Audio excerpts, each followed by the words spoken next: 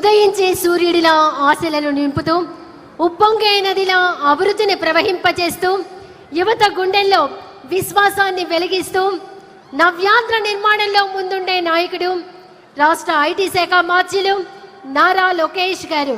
నేటి యువతకు దిశ, రేపటి అభివృద్ధికి ఆశ, ప్రగతికి ప్రతీక నారా లోకేష్ గారు. రాష్ట్ర ఐటీ శాఖ మంత్రులు నారా లోకేష్ గారి తమ సందేశం అందించవలసిందిగా కోరుతున్నాం.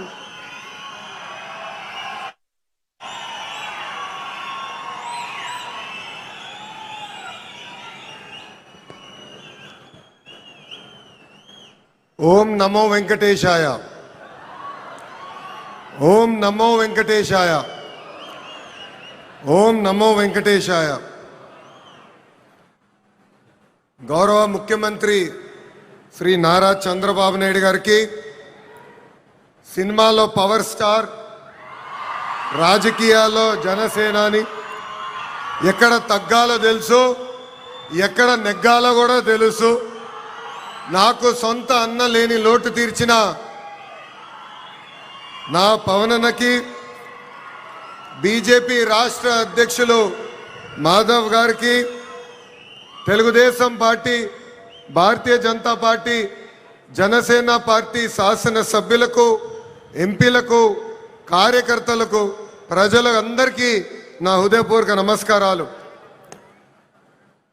కలియుగ దైవ సాక్షిగా ప్రజాప్రభుత్వం 2 ఏళ్ల పాలన పూర్తి చేసుకుంటాం జరిగింది. ప్రజాప్రభుత్వ అధికారంలో వచ్చిన తర్వాత ప్రశాంతత వచ్చింది. ఇప్పుడే సహచరం మంత్రి అచ్చెన్నాయుడు గారు ఒక మాట అన్నారు. ప్రజాప్రభుత్వం వచ్చిన 2 ఏళ్లలోనే ప్రజలకి స్వాతంత్రం వచ్చిందని.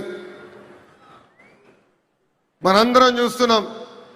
జేసీబీలు లేవు, దాడులు లేవు, హత్యలు లేవు, అంతెందుకు బూతులు కూడా లేవు. ఈరోజు నాకు ఇప్పుడు కూడా బాగా గుర్తు, యువగలం పాదయాత్రలో ఇదే చంద్రగిరి గడ్డపై మీటింగ్ పెట్టా.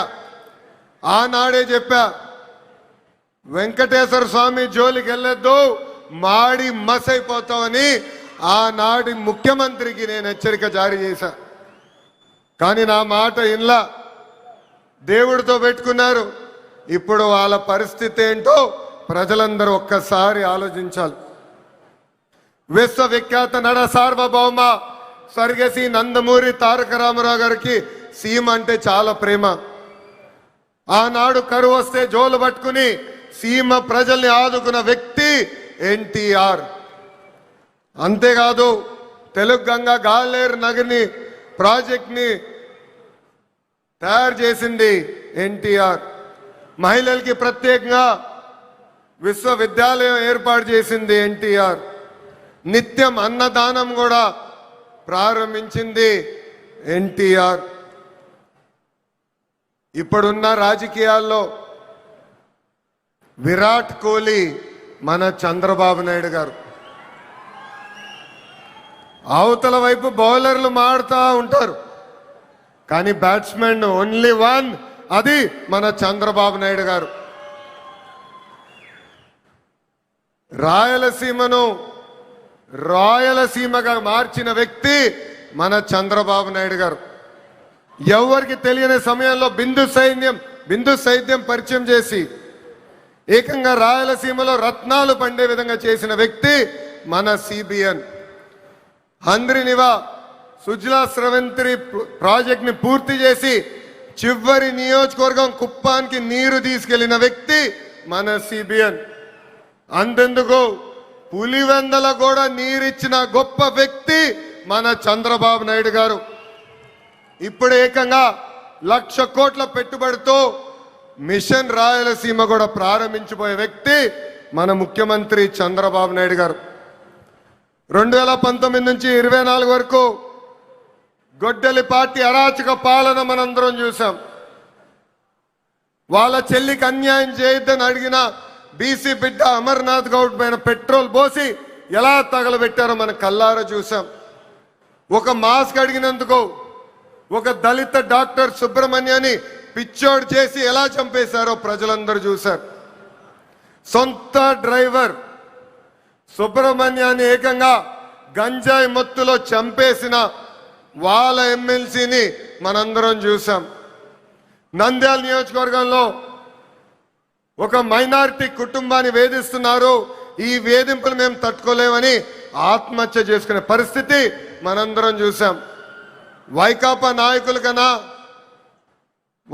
నాయకుల కూతురు కన్నా వాళ్ళ కూతురికి ఎక్కువ మార్కులు వస్తాయని ఆ కుటుంబాన్ని వేధిస్తే ఆ వేధింపులు నేను చూడలేను, తట్టుకోలేనని ఆత్మహత్య చేసుకున్న మిస్బాని మనందరం చూస్తాం కూడా జరిగింది. ఆనాడు అన్నారు తెలుగుదేశం పార్టీ జెండా లేకుండా చేస్తామన్నారు, ప్రజలే ఈరోజు వాళ్ళ జెండా పీకేస్తాం జరిగింది. వై నాట్ 175 అని చెప్తే ఏకంగా టీమ్ 11 ప్రజలు వాళ్ళకి తీర్పిస్తాం కూడా జరిగింది. సిద్ధం అంటే యుద్ధానికి రెడీ అని తీర్పిచ్చింది ఆంధ్ర రాష్ట్ర ప్రజలు. అసెంబ్లీలో అడుగుపెట్టనీయో అన్నారు, ఏకంగా ప్యాలెస్ గోడలు బద్దలు కొట్టి చంద్రబాబు నాయుడు గారు ముఖ్యమంత్రి చేసిన ఘనత మా పసుపు సైన్యాన్ని. ఇప్పుడు రపరప అంటున్నారు. రపరప అంటే చూస్తూ మేము ఊరుకోం. ఎర్ర బుక్కు దాని పని చేసుకుంటూ వెళ్తుందని ఈ సభాముఖంగా ఆ కుర్ర బ్యాచ్కి నేను హెచ్చరిక జారీ చేస్తున్నా. ప్రజాప్రభుత్వం 2 ఏళ్ల పాలనలో సుపరిపాలన అందించాం. అన్ని చేశామని కాలు రెగరేసుకుని మేము తిరగట్లేదు. కానీ ఎన్ని ఆర్థిక ఇబ్బందులున్నా ఇచ్చిన హామీలు ఒక పద్ధతి ప్రకారం నిలబెట్టుకుంటూ వెళ్తున్నాం. ఎవరు ఊహించిన విధంగా అధికారంలోకి వచ్చిన వెంటనే 4,000 రూపాయలు వృద్ధులకి పెన్షన్ ఇస్తున్నాం. వికలాంగులకి 6,000 రూపాయలు బెడ్కే పరిమితం అవుతే 15,000 రూపాయలు పెన్షన్ ఇస్తున్న ఏకైక ప్రభుత్వం ఆంధ్ర రాష్ట్రంలో ఉన్న ఎన్డీఏ ప్రభుత్వం. అంతేకాదు మూసేసిన అన్న క్యాంటీన్లు తిరిగి ప్రారంభించాం. డిఎస్సి ద్వారా 16,000 టీచర్ పోస్టులు భర్తీ చేశాం. 6,000 కానిస్టేబుల్ పోస్టులు భర్తీ చేశాం. ఏకంగా మన జాబ్ క్యాలెండర్ విడుదల చేసి సంవత్సరం పూర్తయ్యే లోపల 10,000 ఉద్యోగాలు కూడా భర్తీ చేసే బాధ్యత ఎన్డీఏ ప్రభుత్వం తీసుకుంటుంది. ఏకంగా చేనేత సోదరులకి హ్యాండ్లూమ్ ఉంటే 200 యూనిట్లు కరెంట్ ఉచితంగా ఇస్తున్నాం. పవర్ లూమ్ ఉంటే 500 యూనిట్లు కరెంట్ ఉచితంగా ఇస్తున్నాం. ఆటో డ్రైవర్ల సేవలో ఆదుకున్నాం. మత్స్యకారుల సేవలో మత్స్యకారులను ఆదుకున్నాం. స్త్రీ శక్తి పేరుతో మహిళలకి బస్సులో ఉచితంగా ప్రయాణించే హక్కు కూడా ప్రజాప్రభుత్వం కల్పించింది. దీపం పథకం ద్వారా ఉచితంగా గ్యాస్ సిలిండర్లు కూడా మా తెలుగింటి ఆడబడుచులకి పంపిస్తాం కూడా జరుగుతుంది. ప్రజాప్రభుత్వం నినాదం ఒకటే, ఒకే రాష్ట్రం ఒకే రాజధాని కానీ అభివృద్ధి వికేంద్రీకరణ. ఇప్పుడే మాధవ్ గారు చెప్పినట్లు భారతదేశంలో 100 రూపాయలు పెట్టుబడులు వస్తే దాంట్లో 25 రూపాయలు ఆంధ్ర రాష్ట్రాన్ని ఎత్తుకుంటా వస్తుంది. ప్రజలందరూ ఒక్కసారి ఆలోచించాలి. గూగుల్ ఆర్సిలర్ మిత్తల్ ఉత్తరాంధ్రకి తీసుకెళ్ళాం. రాజధాని క్వాంటమ్ కోస్తాంధ్రకి తీసుకొచ్చాం. ఏకంగా ఫైటర్ జెట్లు రాయల్ ఎన్ఫీల్డ్ ఈరోజు రాయలసీమకి తీసుకొచ్చిన ఘనత ఒక ఎన్డీఏ ప్రభుత్వాన్ని. మనది గొడ్డలి, మనది గూగుల్, వాళ్ళది గొడ్డలి. మంది ఫైటర్ జెట్, వాళ్ళది ఫ్యాక్షన్. మంది కియా, వాళ్ళది కిడ్నాప్. మంది క్రెడిబిలిటీ, వాళ్ళది క్రిమినాలిటీ. మంది డెవలప్మెంట్, వాళ్ళది డిస్ట్రక్షన్. మంది బుల్లెట్ అవుతే వాళ్ళది బూతులు. మనం మహిళలకి 33% రిజర్వేషన్ ఇస్తే ఏకంగా తల్లిని చెల్లిని మెడబట్టి బయటికి గంటేసిన చరిత్ర ఆ గొడ్డలి పార్టీది. ప్రజలందరూ ఒక్కసారి ఆలోచించాలి. జగన్ ఆయన పేరులో జీ చూసి జెన్జీ అనుకుంటున్నాడు. జగన్ పేరులో ఉన్న జీ గొడ్డలి.